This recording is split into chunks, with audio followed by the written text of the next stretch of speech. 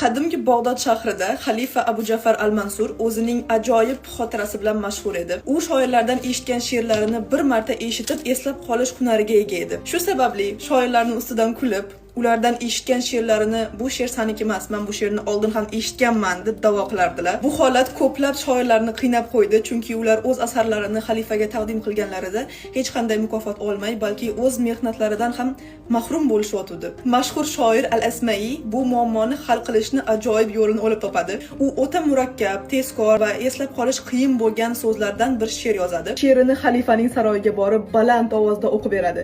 Wal ududan dandanali wa tablutab toptabali toptabi toptabi toptabi toptabali. Va bu she'rni na xalifa, na uning kotibalari eslab qolish oladi. Xalifa bu holatdan hayratga tushib va nihoyat shoirning haqiqiy iqtidori oldida mag'lubiyatni tan oladi.